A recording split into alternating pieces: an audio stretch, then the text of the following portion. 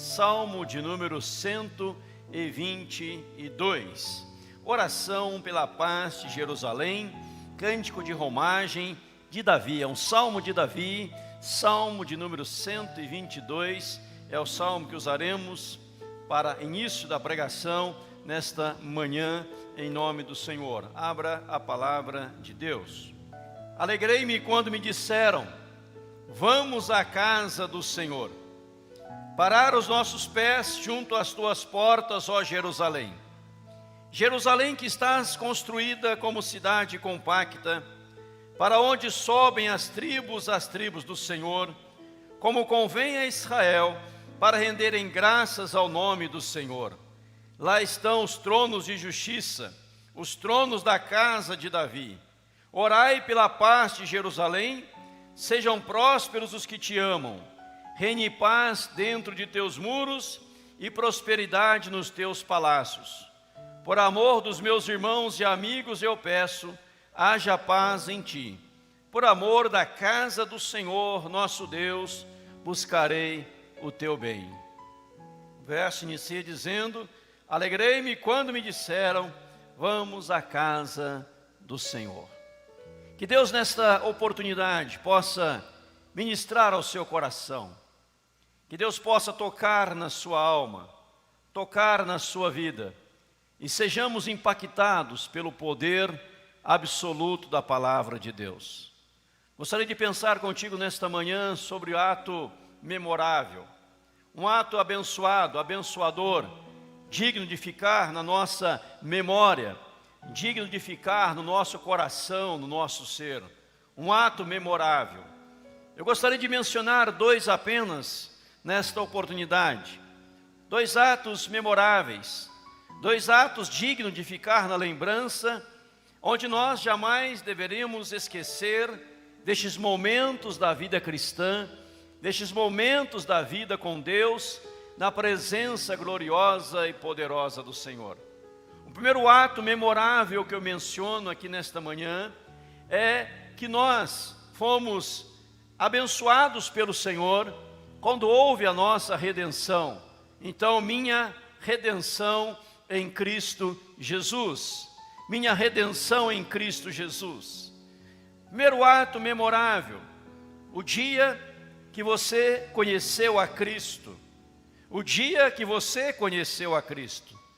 Não é o dia que Cristo te conheceu, porque Jesus já te conhecia antes da fundação do mundo.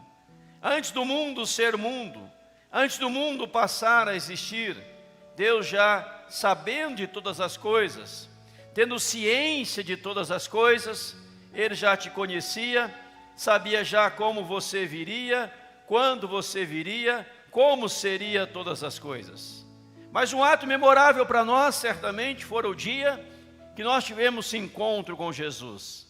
A nossa redenção, a nossa alegria, a nossa satisfação em saber que o Senhor nos amou, que o Senhor nos resgatou. E o que quer dizer redenção? O que significa redenção? É o ato ou efeito de redimir ou remir. Significa libertação, reabilitação, reparo, salvação. Veja que o Senhor proporcionou gratuitamente estas dádivas, essas benesses nas nossas vidas. Quando Ele nos redimiu, quando Ele nos remiu, quando Ele provocou essa libertação, Ele nos reabilitou, nos reparou e nos deu a salvação. Certa feita o Senhor Jesus chamou os seus discípulos, enviou os seus discípulos a pregarem. Eles saíram pregando, eles saíram anunciando o Evangelho. E as coisas começaram a acontecer, os demônios se submetiam à autoridade dos apóstolos. Eles voltaram então tremendamente empolgados, tremendamente satisfeitos, alegres, dizendo: Senhor, até os demônios nos submetem, até os demônios se rendem a nós. Jesus disse: alegrai-vos, não porque eles se submetem, alegrai-vos não por causa destes feitos, mas alegrem-se, porque o nome de vocês está escrito no livro da vida. A nossa redenção, a certeza inabalável que o meu, o teu, o nosso nome está escrito no livro da vida, aonde jamais será apagado, porque ele foi escrito pelo sangue de Jesus. O cristão, verdadeiramente cristão, jamais perderá a sua salvação. A teoria ou ensinamento que é possível perder a salvação não vem da Bíblia, não vem da palavra de Deus, porque nós jamais perderemos a salvação. Jesus disse: aquele que vier a mim, de modo algum lançarei fora.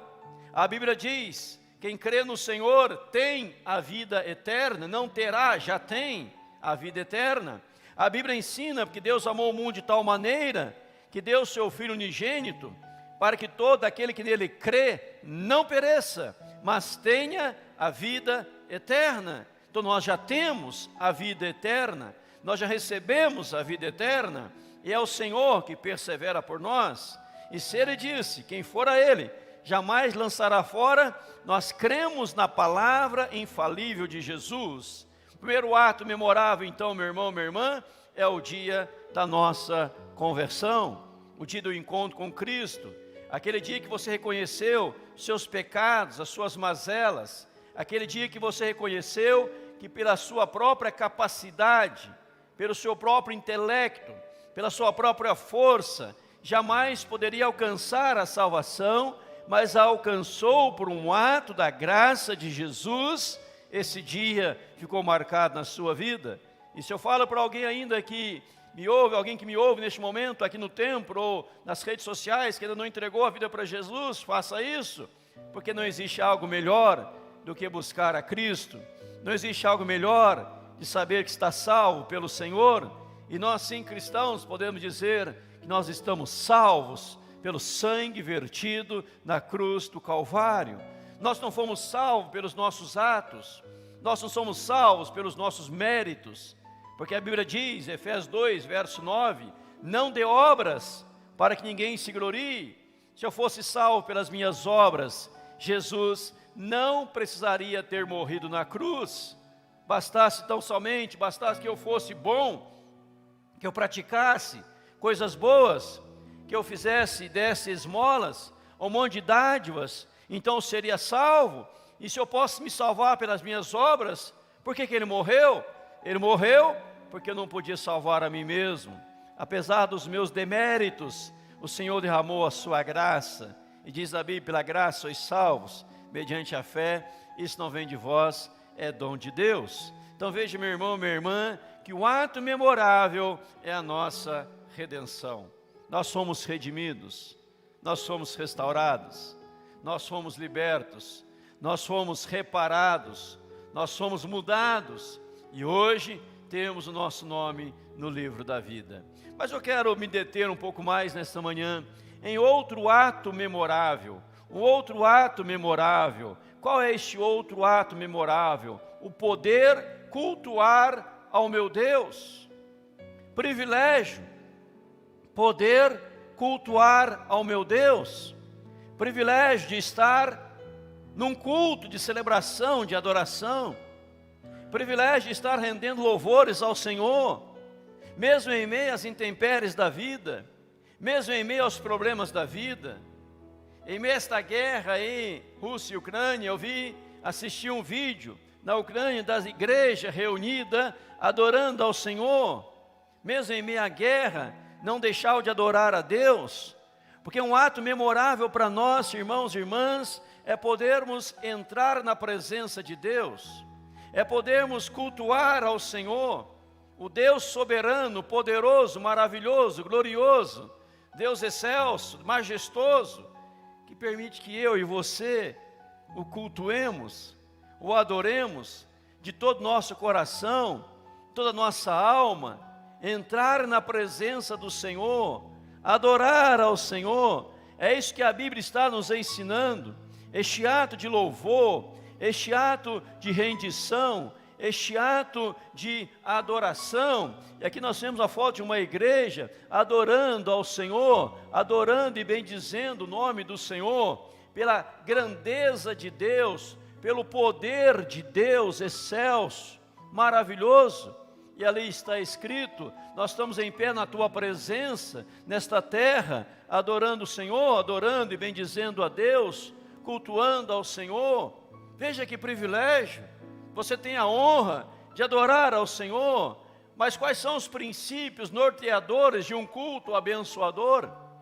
Quais são os princípios para que o culto seja realmente memorável, para que o culto seja realmente prazeroso, para que o culto seja realmente festivo, alegre, radiante, abençoador, empolgante, onde nossa alma é tocada pelo poder de Deus, onde nossa vida é transformada? Quais são os princípios norteadores de um culto abençoado?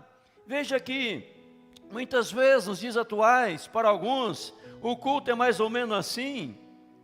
Alguns estão prestando atenção, adorando, e outros estão num aparelho de celular, outros estão, deixa eu ver se funciona aqui, outros estão num aparelho celular, aqui, digitando, e às vezes estão dizendo que está escrevendo a mensagem, mas ele está escrevendo outra coisa. É lógico que hoje temos a Bíblia no celular, mas muitos estão desatentos, não estão prestando atenção no culto, não estão prestando atenção na adoração, retrato de um culto de hoje. Mas quais são os princípios? Quais são os princípios? Quais são norteadores de um culto abençoado? Neste ato memorável de cultuar ao Senhor, eu digo aqui, amados, que o primeiro princípio é quando adoro por inteiro, quando o adoro por inteiro. Quando você está realmente adorando ao Senhor por inteiro, você é totalmente do Senhor, você está se rendendo na presença de Deus. Veja que coisa linda que a Bíblia diz, Romanos 12:1, você sabe de cor. Romanos 12:1 diz: rogo-vos, pois, irmãos, pelas misericórdias de Deus, que apresenteis o vosso corpo por sacrifício vivo, santo, agradável a Deus, que é o vosso culto racional. Então, o que é o culto racional? O que é o culto racional? O culto racional é quando eu me apresento por inteiro a Deus. Quando eu me apresento por inteiro a Deus, rogo-vos, pois, irmãos, pela misericórdia de Deus, que apresenteis o vosso corpo por sacrifício vivo, santo e agradável. Ou seja, a apresentação é algo que gera vida, é algo tomado de santidade, é algo agradabilíssimo, porque eu estou me apresentando diante de Deus. Se você estudar o Velho Testamento, como era o culto no Velho Testamento, lembra? As pessoas vinham adorar a Deus, traziam os seus holocaustos, traziam os seus sacrifícios, os animais eram sacrificados. Digamos que estamos aqui no culto do Velho Testamento, do período veterotestamentário, e aqui está o presbítero Itamiro na frente como sacerdote, está o presbítero Ayrton como sacerdote, está o presbítero Tarcísio como sacerdote, os três estão aqui mais próximos de mim, estão como sacerdotes aqui. Aí vem os irmãos adorar, vem o Davi com a sua esposa adorar, ele traz um cabrito, e o Tarcísio mata o cabrito, leva para o sacrifício. E vem Maria Antônia adorar a Deus, ela traz um boi, uma vaca para sacrifício. Aí vem uma pessoa que traz outro animal, e era aquele churrascão o dia inteiro, os animais eram sacrificados. Imagina como era, o animal era morto para ser sacrificado. Quando a Bíblia fala do culto, após a vinda de Jesus Cristo, neste ato memorável de cultuar, o sacrifício agora é vivo, que apresenteis o vosso corpo por sacrifício vivo. Você não está morto, porque você passou pela redenção. Por ter passado pela redenção, o Senhor te remiu. Antes você estava morto nos seus delitos e pecados, nós estávamos mortos em nossos delitos e pecados, nas nossas transgressões. O castigo que nos traz a paz, tudo aí estava errado. O Senhor nos resgatou, Ele nos deu vida quando estávamos mortos. Então agora nós já chegamos vivos, mas já chegamos também no culto com santidade, com pureza, com consagração, porque estamos nos aproximando de quem? Do Deus vivo. Isaías capítulo 6, quando Isaías vai à presença do Senhor, qual a primeira visão que Isaías teve? Da santidade de Deus. Isaías canta, louva, diz, profere, profetiza, dizendo: Santo, Santo, Santo é o Senhor dos exércitos. Santo, Santo, Santo, Jeová Tsebaote, que é o Senhor dos exércitos. Toda a terra está cheia da sua glória. Ele vê a santidade de Deus, ele reconhece o seu pecado, ele pede perdão a Deus, ele é purificado pelo Senhor, depois ele ouve a voz de Deus.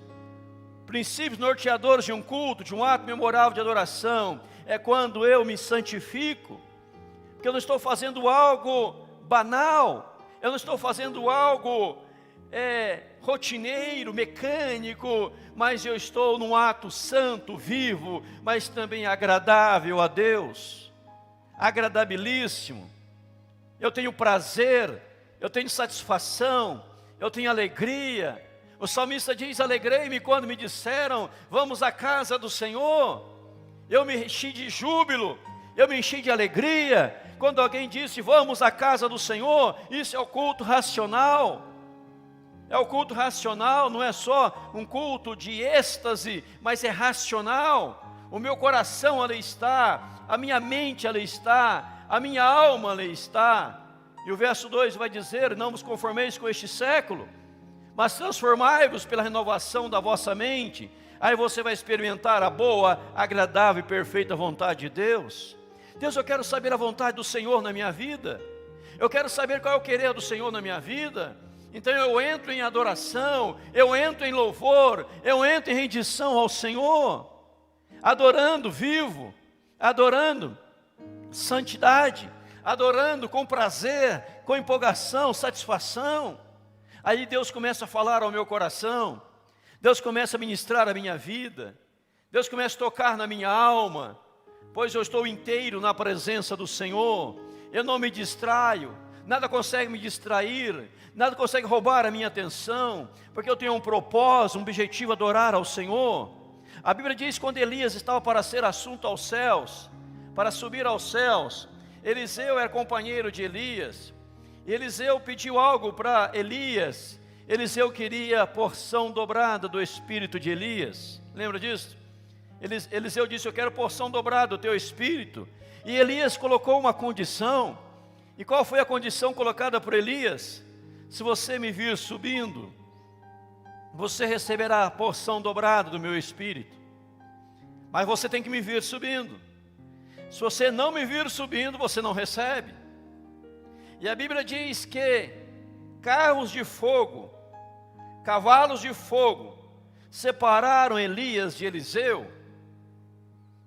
Mas Eliseu não ficou contemplando carros de fogo e cavalos de fogo ao seu redor. Ele manteve os olhos em Elias. E Elias subiu num redemoinho, e não num carro de fogo, e não num cavalo de fogo, mas ele sobe num redemoinho.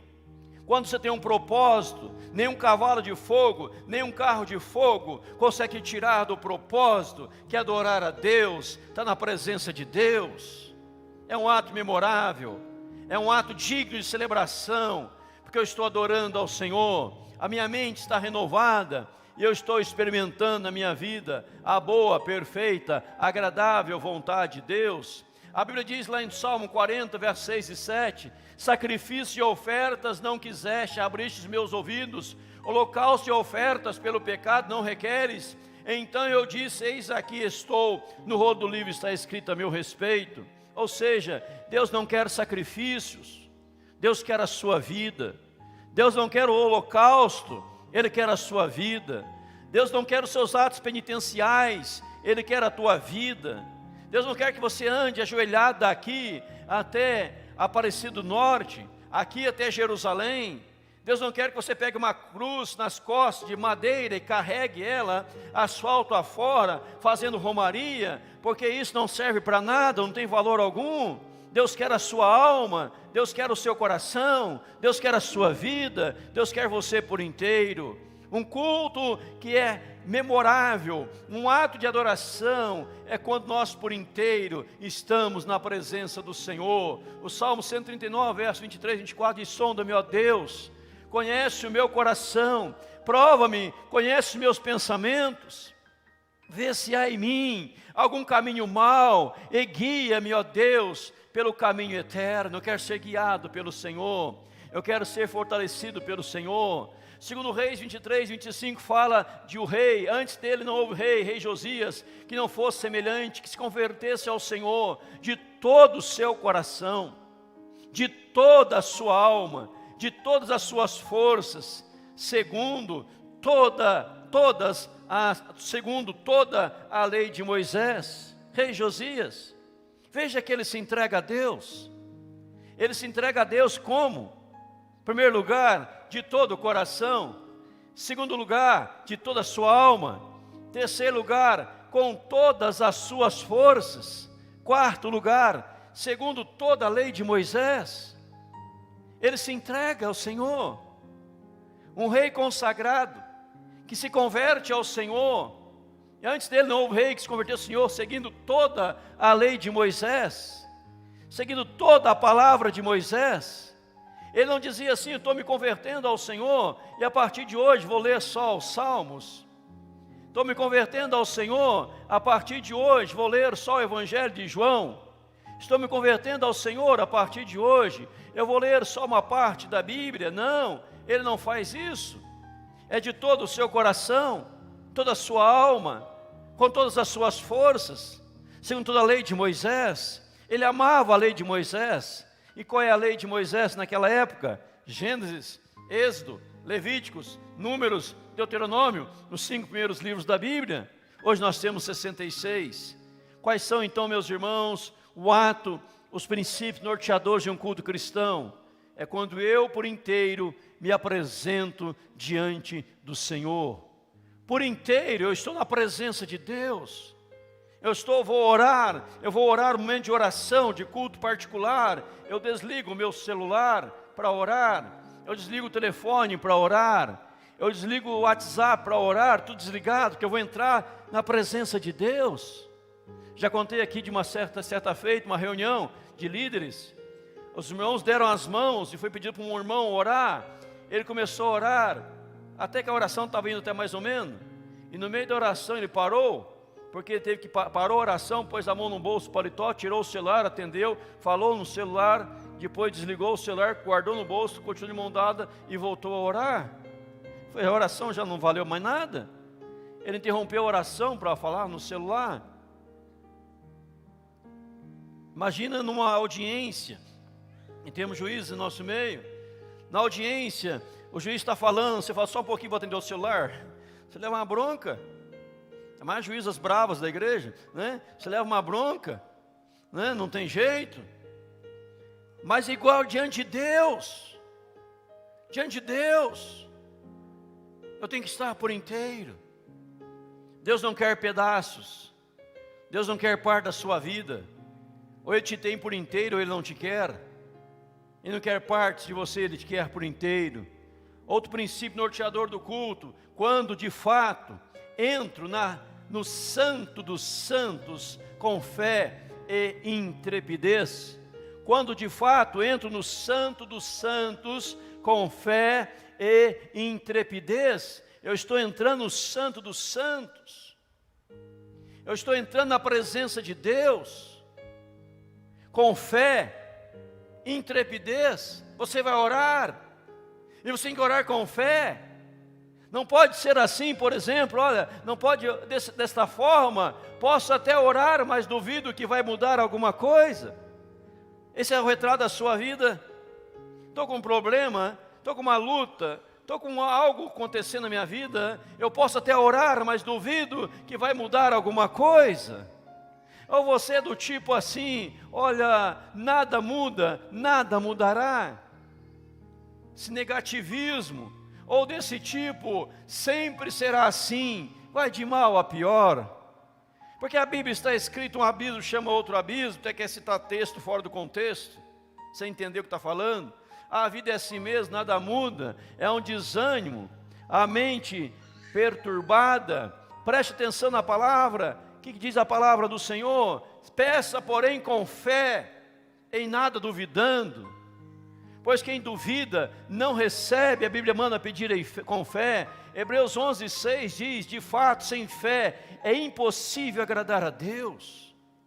Então, quando você entra na presença do Senhor, você entra com intrepidez. E o texto base é Hebreus 10:19 até o verso 25, que eu leio para você rapidamente aqui. Este texto vai dizer lá, tendo, pois, irmãos, intrepidez, para entrar no santo dos santos, pelo novo e vivo caminho, sangue de Jesus, pelo novo e vivo caminho que Ele nos consagrou pelo véu, isto é, pela sua carne. O que é o santo dos santos? Aonde nem o sacerdote podia entrar, era o sumo sacerdote, era o chefão que entrava no santo dos santos, era o sumo sacerdote. Ele entrava uma vez por ano só.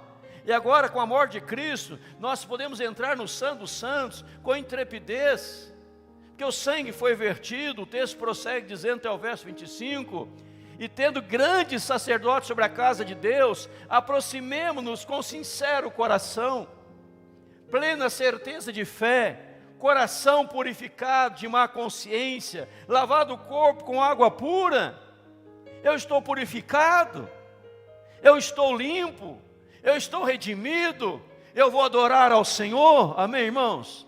Eu vou cultuar ao meu Deus, eu vou cantar louvores ao Senhor. Diz a Bíblia, guardemos firme a confissão da esperança sem vacilar. Quem fez a promessa é fiel. Consideremos também uns aos outros para nos estimularmos ao amor, às boas obras.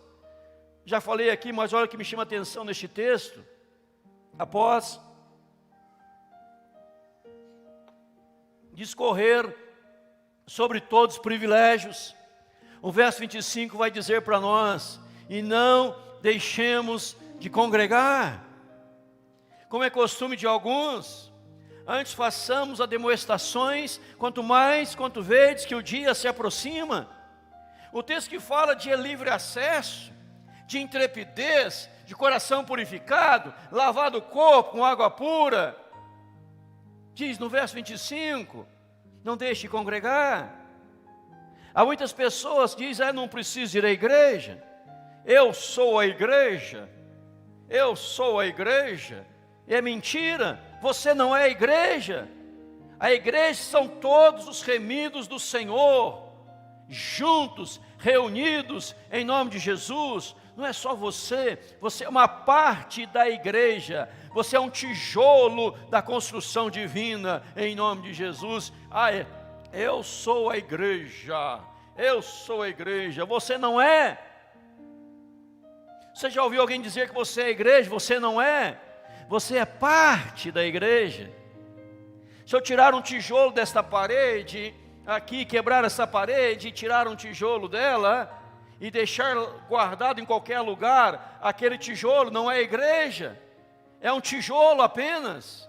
Mas aqui num todo é a igreja, aqui num todo é o templo. Uma ovelha isolada vira petisco de lobo e não tem a proteção do Senhor por não estar no aprisco.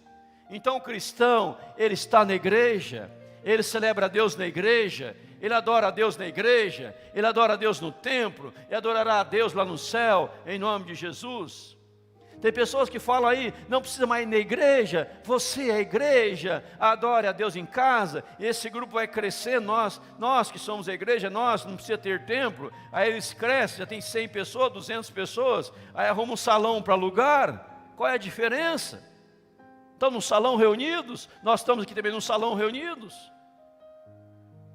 Nós precisamos congregar, nós precisamos estar na presença do Senhor, e você tem que ter fé, uma fé muda, cega e surda. Peça a Deus a partir de hoje, Senhor, me dê uma fé muda, uma fé cega, uma fé surda. Como assim, pastor? Não estou entendendo, eu vou te explicar. Uma fé muda para o negativismo, uma fé cega para as impossibilidades e uma fé surda para o desânimo. Eu não vou dar ouvidos ao desânimo, não vou ver as impossibilidades e não vou falar sobre algo negativo. Quero uma fé muda, cega e surda, muda para o negativismo, cega para as impossibilidades e surda para o desânimo. Eu quero estar animado, ver possibilidades e ser uma pessoa positiva, porque meu Deus está no poder. Amém, irmãos?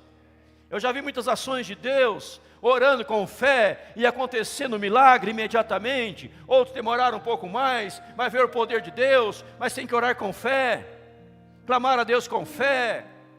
O culto memorável, nos princípios norteadores desse culto, é quando você não só entra na presença do Senhor, do Santo dos Santos, mas quando você entra com intrepidez. Por isso o culto não pode ser aquele senta-levanta, aquele ato mecânico, aquele ato vazio, aquele ato sem sentido, onde nada tem importância, apenas seguindo uma liturgia, pegar uma liturgia escrita no boletim de uma igreja, aquelas partes mecânicas, introito, pós-troito, não sei o que, introito, intruito, não sei o que, pós-culto, pré-culto, não sei o que lá mais, etc. da conta, e 500 hinos, 40 cânticos, e 1 minuto para pregação. Isso não é culto. Isso é um mecânico, onde você já sabe o que vai acontecer, perde até a graça da surpresa que Deus tem para ministrar ao coração. Há um irmão da igreja precioso que dizia para mim: pastor, eu não gosto nem quando anuncio o tema da pregação, eu gosto de chegar na igreja sem saber o tema, porque eu quero saber a surpresa de Deus para mim naquele dia. Foi louvado seja Deus por isso, amém. Eu não falo mais o tema que vai ser pregado. Deixa Deus falar, deixa Deus tocar, em nome de Jesus. E você vai dizer: eu creio em Deus, eu estou nesta manhã na presença de Deus. Eu aqui entrei no santuário, eu aqui entrei no Santo dos Santos, eu aqui entrei para louvar o Senhor, eu aqui entrei não para cumprir tabela, eu aqui entrei não porque tinha outro lugar para ir, eu aqui entrei porque eu vim cultuar ao meu Deus. Por inteiro eu estou na presença do Senhor, em nome de Jesus. Eu fui criado, já coloquei essa foto aqui um tempo atrás, nesta igreja, aqui nessa igreja, chama São João da Cristina, Minas Gerais, aqui mais conhecido como aonde o vento faz a curva e volta, porque não tem mais para onde soprar para frente, né? Lá no sul de Minas. Aqui é a igreja, e aqui é a igreja presbiteriana de São João da Cristina, rural, calçamento apenas na frente da igreja, o resto é terra, chão batido, cidades próximas, 10 quilômetros de chão batido, de poeira. Mas domingo de manhã, se você for lá, tem cerca de 500 pessoas adorando a Deus. Se você for lá domingo à noite, tem muito mais a pessoa adorando ao Senhor, tem multidão adorando a Deus, porque as pessoas estão cultuando ao Senhor. Aqui quando a igreja passou por uma reforma, anos atrás, aqui nesta foto, você não pode ver daí, tem meu pai e minha mãe do lado do pastor. Acho que esse cara lá do pastor sabia que tem um filho pastor, então já fica próximo para fazer aquela política boa vizinhança, né? Então veja bem, a bênção de Deus aí, mas você aprende que quando não perco a empolgação no cultuar, você não pode perder a empolgação no cultuar, tem que estar empolgado, empolgado, cheio de empolgação em nome de Jesus. Eu estou cultuando a Deus com empolgação, adorando a Deus com empolgação, não perder a empolgação. O Salmo 122, onde nós lemos: alegrei-me quando me disseram, vamos à casa do Senhor. Alegrei-me, vamos à casa do Senhor. O Salmo 84, verso 10, pois um dia nos teus átrios vale mais que 1000. O Salmo 73, o salmista Asaf estava perturbado, cheio de dúvidas. Ele fala: até que entrei no santuário de Deus. Salmo 73, 17. E quando ele entra no santuário de Deus, ele tem as suas dúvidas esclarecidas, sanadas, resolvidas. E o Salmo 84, um dia nos teus átrios vale mais que 1000. Salmo 122, alegrei-me. Ou seja, meu irmão, irmã, você não pode perder a empolgação de estar na casa de Deus. Entenda bem algo muito importante: ordenar nossas prioridades para honrar ao Senhor, ou cultuar ao Senhor, preparar para o dia de culto, o devido preparo para cultuar a Deus. Você coordenou as suas prioridades. Hoje é domingo, eu vou adorar ao Senhor. Hoje é domingo, eu vou na casa de Deus, tem o culto das 10, tem o culto 19, eu vou à casa de Deus, o devido preparo. Qual é esse devido preparo? As considerações importantes. Tem o preparo do pregador, mas também tem o preparo do ouvinte. O pregador se preparou, orou, se consagrou, preparou a mensagem, mas o ouvinte também se preparou. Eu vou cultuar a Deus. Você não pode estar aqui preocupado com o almoço, cultuando ao Senhor preocupado. Deixei em casa a panela lá acesa, o fogo aceso, panela no fogo, estou preocupado com o meu almoço. Se passar um minutinho do culto, eu levanto que eu tenho que almoçar. Então você não veio cultuar, você veio cumprir um ritual. Se você veio cultuar, se passar um minuto ou dois, a gente cuida bem de orar para não passar, raramente passa, mas você está cultuando ao Senhor, e você sai dizendo, eu queria mais, que pena que acabou, que você está empolgado em adorar ao Senhor. Você não pode perder a empolgação. Eu fui criado desde criança na igreja, desde pequenininho na igreja, a empolgação das pessoas adorando ao Senhor. Naquela época as pessoas iam para a igreja a cavalo, de carroça, de charrete, não tinha carros, na época dos meus pais, né? na minha já tinha, não sou tão idoso assim, na minha já tinha, né? Mas as pessoas vinham adorar a Deus, era uma festa, uma celebração, prazer, empolgação. Muitas vezes os pais não passam empolgação para os filhos. Muitas vezes os filhos não têm empolgação de estar na casa de Deus. Meus filhos, louvado seja o nome do Senhor, para a glória do Senhor. Eles honram a Deus e têm prazer de estar na igreja. E chora se não vai estar na igreja. Eles têm prazer de vir ao culto, adorar ao Senhor. E eu não sou melhor do que ninguém. Seu filho também tem prazer de estar na casa de Deus. A empolgação hoje é dia de cultuar. Coordenamos, acertamos as nossas prioridades. Vamos adorar ao Senhor. Não, tem que ir no mercado, tem que ir no sinal onde? Prepare antes. Vai cultuar a Deus. Procure também, à medida do possível, chegar pontualmente. Chegar na hora de cultuar a Deus, para não perder nada do culto. Chegue no estacionamento, arruma o seu carro certinho, numa vaga certinho, porque você sabe que alguém pode estacionar do lado, tem espaço para mais uma pessoa, então você cuidou da vaga, para que outro possa estacionar também. Você cuidou no estacionar, você chegou mais cedo a cultuar a Deus. E você entra na empolgação. Você desliga o seu celular, e se ele toca direto, deixa lá no carro. Pastor, ele pode explodir lá, desliga, deixa em casa. Você vem cultuar ao Senhor. E você sai do culto, Deus fala ao seu coração, Deus fala à sua alma. Você está intrigado, você está deprimido, angustiado, e Deus toca, você recebe a palavra de Deus, fala, estou abastecido por Deus, em nome de Jesus. E há um vídeo aqui, que o irmão Heber vai colocar para mim lá, que mostra a empolgação de uma igreja coreana, cultuando ao Senhor, adorando. Pode soltar o som para mim, por favor? Tem som? Olha a empolgação. Se você quiser cantar em coreano, pode cantar. Em inglês ali também. Em português o tema.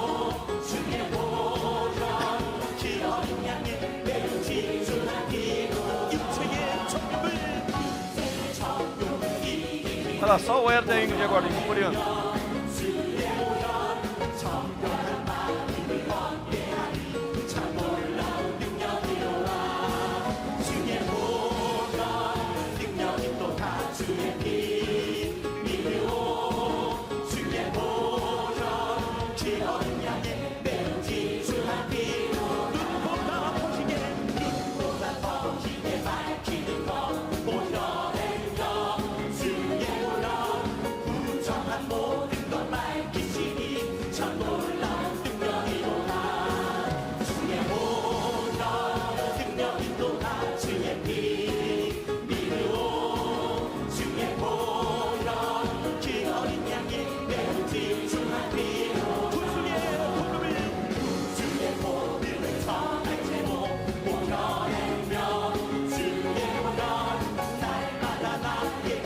Vamos cantar essa canção, essa que você cantar em coreano. Pode separar aqui para cantar em coreano.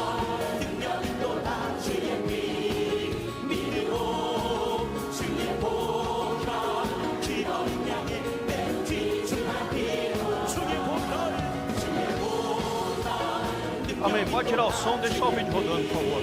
Veja, irmãos, a empolgação deles cantando. E uma coisa me chamou atenção nessa viagem à Coreia, o Tarcísio estava comigo lá. Eles chegam mais cedo, Ninguém chega atrasado para o culto. O culto não começa igual no Brasil, começa com 1, depois chega 1000. Mas só chega na hora. Porque eles honram, não vão cultuar a Deus. Se eu vou cultuar a Deus, eu não chego numa audiência atrasado como advogado. Eu não chego no aeroporto atrasado para pegar um avião, que eu já perdi o avião. Eu chego adiantado 2 horas, 3, 4 horas, depende do voo, se é nacional ou internacional. E às vezes porque nós chegamos na igreja, chega atrasado. Sai atrasado de casa, vai na feira, comer pastel, beber suco, caldo de cana, um monte de coisa. Depois entra atrasado no culto. Reveja os seus princípios, reveja a sua adoração a Deus. Ao vir na igreja também venha bem trajado. Não venha como se estivesse indo na praia. Se não está na praia, está na casa de Deus. Se arrume bem para estar no culto a Deus. Vai no casamento, por causa se arruma todo lá, tudo coisinha que tem para o casamento. E vem na igreja, às vezes tudo relaxado.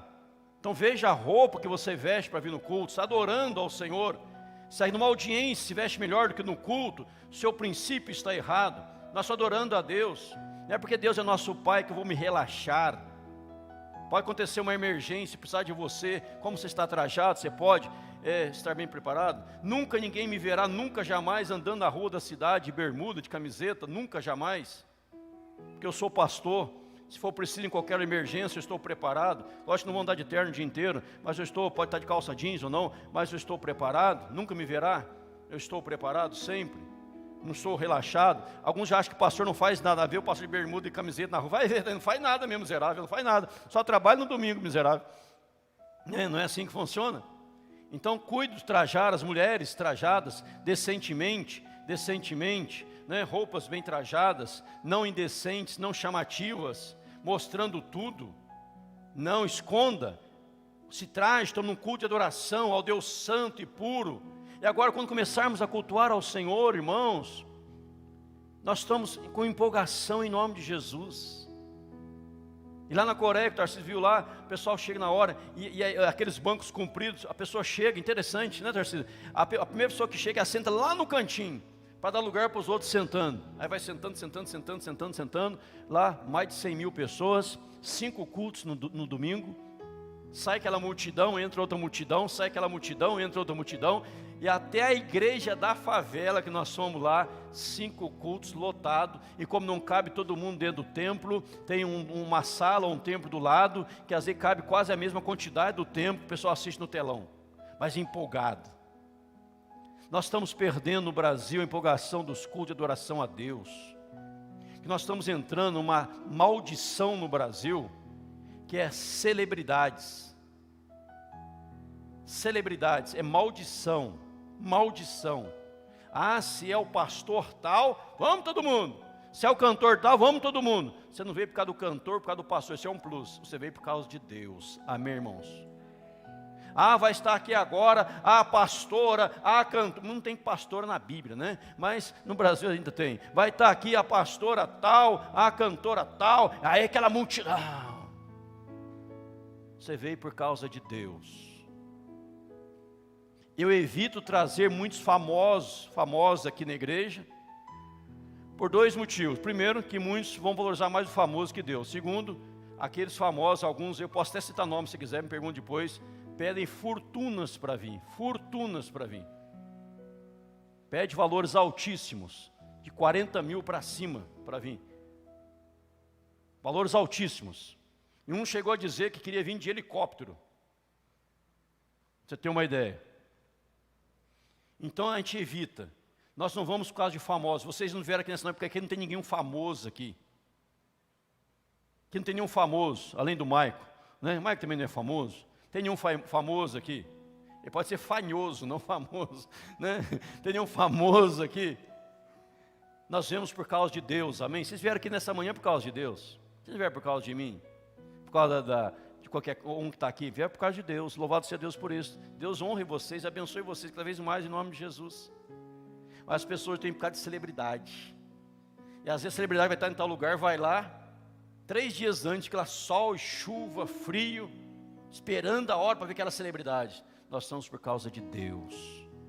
Empolgação na presença de Deus. Pois só Ele nos abençoará. Pastor André Valadão, que é um grande homem de Deus, perguntaram a ele como não permitir que um levita, com a sua fama, venha se orgulhar, se vangloriar. Ele disse, ensina para ele qual foi o destino de Lúcifer. Quando se vangloriou, quis ser igual a Deus, ele foi expulso do jardim do Éden, do céu, melhor dizendo. Ensina isso para ele, porque a glória é sempre de Deus. André Valadão, um grande homem de Deus, a glória é sempre de Deus. Deus usa quem quer, da forma como quer, mas a glória é de Deus. Você não veio por causa do homem, você veio por causa de Deus.